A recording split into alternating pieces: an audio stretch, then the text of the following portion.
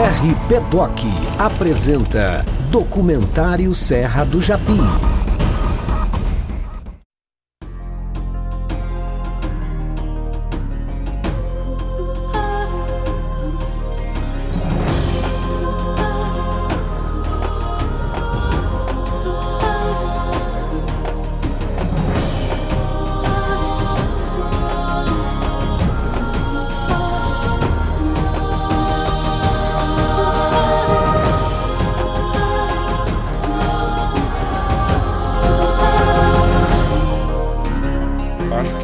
Merece o respeito, porque afinal de contas nós somos parte dela, nós vivemos em função daquilo que ela nos proporciona. O meio ambiente tem que ser preservado ao todo, como um todo, né?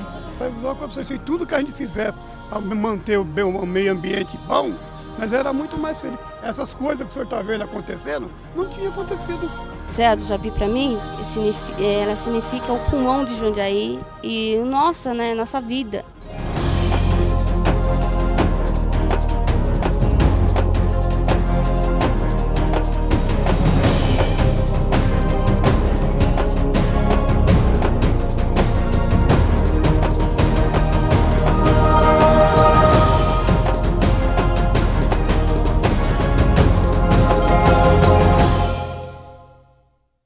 Serra do Japi, antes de tudo, é um local de uma riqueza de biodiversidade brutal e que nós estamos perdendo rapidamente pelo excesso de fluxo e até pelo uso imobiliário da terra, né? A Serra do Japi, ela foi uma serra que entrou em recuperação quando houve a quebra do café.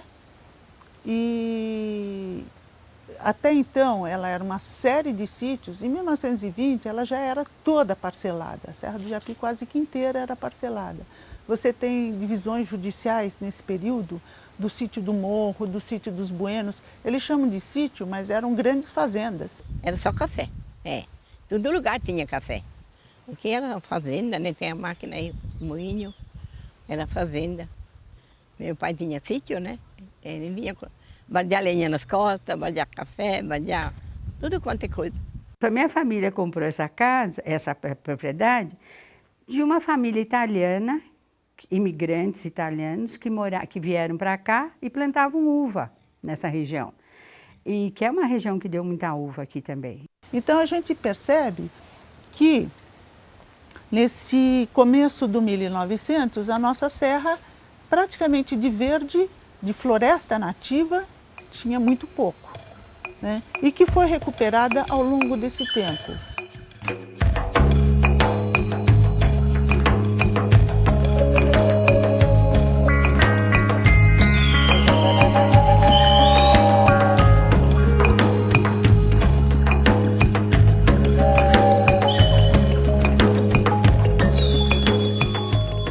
Bem, a Serra do Japi é muito importante, uma floresta muito importante para Jundiaí região, por ser uma das últimas florestas contínuas no estado de São Paulo, que resguarda remanescentes de Mata Atlântica, uma das últimas, um dos biomas mais devastados, né, do país e com a maior biodiversidade mundial.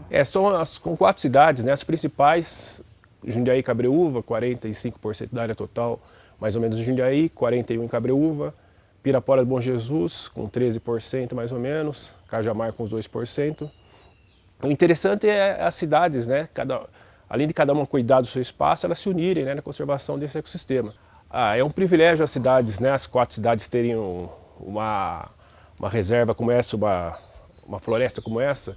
Então, o valor paisagístico, né, a beleza da floresta, o banco genético que nós temos, né? Então, várias espécies de seres vivos, de bactérias, passando por protozoários, fungos, plantas, animais. Ela serve para a nossa região como regulador climático, né? Tanto é que quando nós saímos tanto para Campinas quanto para São Paulo, a gente consegue perceber a diferença de clima e essa diferença exatamente tem uma relação direta com a Serra do Japi. Nós temos todo um processo de purificação do ar. Agora, uma das coisas mais importantes, não só para a Serra do Japi, mas como todas as áreas de Mata Atlântica, exatamente que elas são produtoras de água. Praticamente mais de 90% da população brasileira vive nos domínios da Mata Atlântica e toda a água consumida por essas pessoas provém de nascentes situadas nessa região de Mata Atlântica. Um fator importante, né, interessante do Japi é que ele está numa região de transição entre o litoral e o interior. Então nós vamos ver a influência do litoral através da vegetação de Mata Atlântica, não tão úmida como a vegetação do litoral, mas caracteriza por árvores de grande porte, muita samambaia, muita bromélia, orquídea. Nos picos a gente vai ver uma floresta mais seca, que lembra a vegetação do interior do estado de São Paulo. Além disso, nós temos os lajedos, que são afloramentos de quartzito, que tem uma vegetação completamente diferente, que vai lembrar uma vegetação de cerrado, cactácea, né, os cactos no meio desse lajedo, uma vegetação muito bonita. Então seria bem interessante porque você está vendo 3 fisionomias vegetais. Uma mais úmida, como a Mata Atlântica, a mais seca, de pico, e além disso os lajedos, com sua vegetação típica.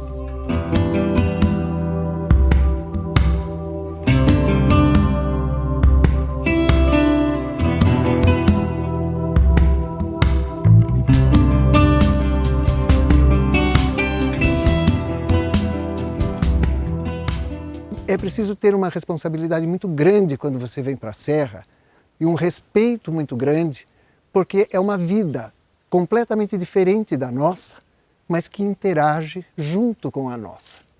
Então você precisa ter essa percepção, essa sensibilidade para poder perceber tudo o que acontece. A gente acha que sabe sobre a Serra do Japi? Sabe nada. Talvez a gente conheça 40% dela. O resto é desconhecido. A pessoa, para estar entrando uma mata, principalmente como a Serra do Japi, ela tem que ter pelo menos um conhecimento básico, porque ela pode ser picada por um animal peçonhento. Ela desconhecendo a Serra do Japi, as trilhas para onde leva, essa pessoa pode estar ficando perdida aqui na Serra, como nós já tivemos casos de pessoas perdidas na Serra. Aqui ainda não tem tanto disso de desmatamento, essa coisa que mais atrapalha, assim, às vezes é a pessoa que acha que porque é serra pode fazer o que quiser. E não é bem assim. Teve um tempo que estavam jogando lixo de construção aqui no meio da serra, jogando saco de lixo, sendo que na cidade tem, cara, todo o espaço para isso, tem um lixão, e eles vêm aqui achar que é aterro sanitário. E não é bem por aí. Nós somos os invasores. O ser humano aqui dentro é o invasor. Essa terra é uma terra viva e que precisa permanecer viva. Então nós não temos o direito de afastar e nem de espantar esses animais daqui.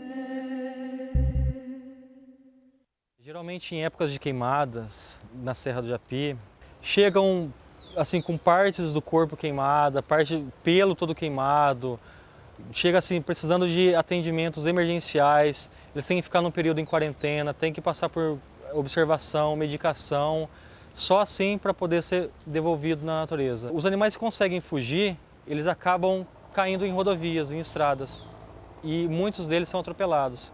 Então são 2 fatores que a gente recebe animais.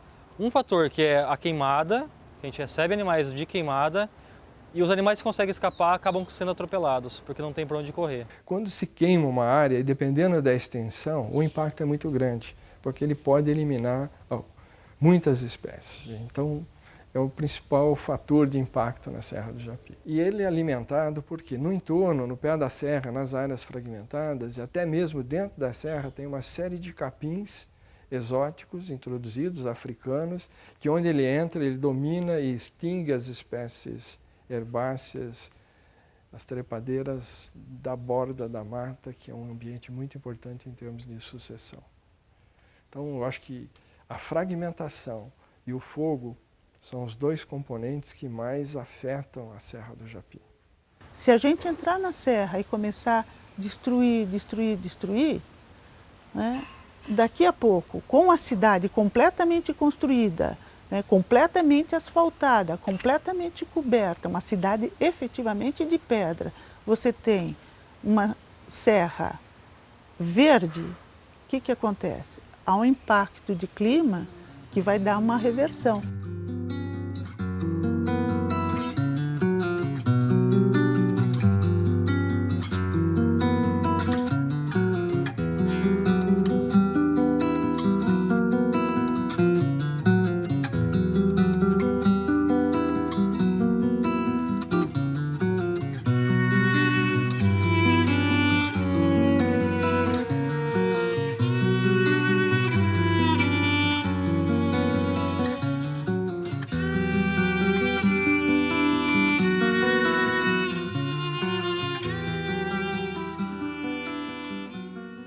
O tombamento, como qualquer outra norma de proteção, no momento da discussão, no momento da instituição, no momento da novidade, sempre existe uma certa discussão, sempre existe um certo grau de conflito, né? Isso é normal. Então, na ocasião do tombamento, era muito mais sério, porque a consciência sobre, a conscientização quanto à importância da serra não era tão grande quanto agora, ao contrário. Foi o próprio tombamento que contribuiu muito para que essa conscientização existisse. O tombamento, então, ele começou a incentivar a vinda de pesquisadores. As primeiras teses, então, na área mais botânica e zoológicas, começaram a ser desenvolvidas na 1981, 83, e isso com o tombamento eles se intensificaram. A identificação de muitos pesquisadores com a área ainda precisa ser implementada, porque estamos aqui entre São Paulo e Campinas, duas grandes universidades, e o número de pessoas vindo à Serra agora começou a crescer. Então, outro grande marco para o desenvolvimento de pesquisa e preservação da Serra foi a criação da base, que criou condições para dois componentes. Primeiro, apoiar a pesquisa básica. O segundo componente, a Prefeitura instalou, nos seus vários mandatos, 2 programas educativos, né, em termos de política pública. A base recebendo escolas, em termos de ensino de biologia e educação ambiental, e a criação do grupo de monitores, que também desempenha um papel muito importante, educando visitantes de todas as cidades do entorno. A cidade de Jundiaí teve uma solução muito interessante. Em 2004, no governo do Miguel Haddad mesmo, foi feita uma lei, a Lei 417, que ela congela a Serra do Japi, né? Ela determina que a Serra do Japi passa a ser um parque. Por quê? Porque tem áreas que você não pode entrar nunca mais. Qualquer coisa que você vai fazer aqui na Serra, você é obrigado a deixar uma área muito extensa. Por exemplo, na área de preservação, você só pode construir 1% da área que você detém. 1%. Na cidade, você constrói 60% de ocupação do chão, né? Aqui é 1%. Ela ampliou a forma de participação da sociedade. Existe um conselho gestor da Serra do Japi, constituído de 16 membros, e dos quais 10 são da sociedade, 2 do Estado e 4 da Prefeitura. Então, a sociedade, os moradores, têm efetivamente a oportunidade de participar da gestão. Porque a conservação não deve partir apenas do poder público, mas também dos moradores. Então, vários moradores têm essa consciência de conservação da área, e às vezes é mais interessante manter a área particular, desde que o morador conserve essa área, né? E uma junção, né? Poder público, particulares, cuidando da floresta como um todo.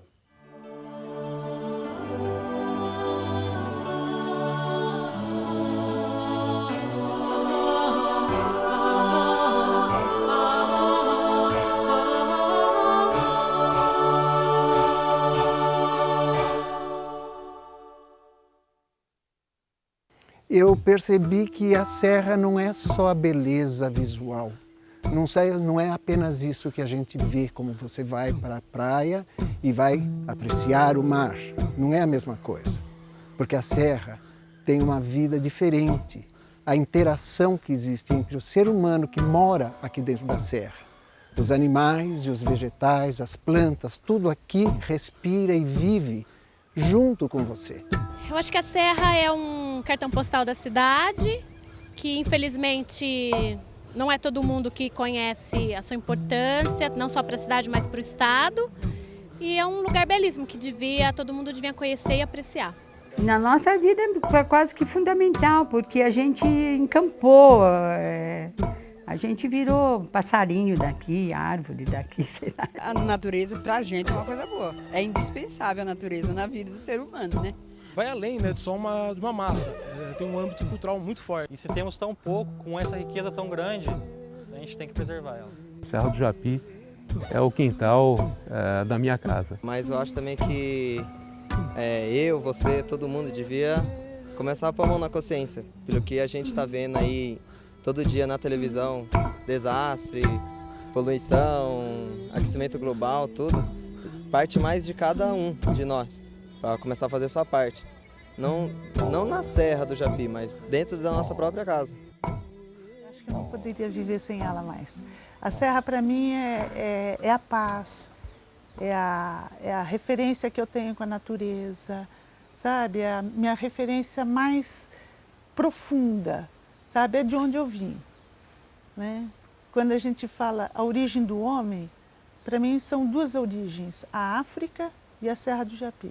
Né? Para mim, a Serra do Japi é a minha raiz. Eu acho que eu não consigo viver sem esse barulho de fundo, sabe? Sem esses bichos, que é uma emoção toda vez que você olha, sabe? Toda vez que você vê um bicho passando, um tatu que seja, um bicho preguiça, né? O coração bate forte, é muito gostoso, é especial.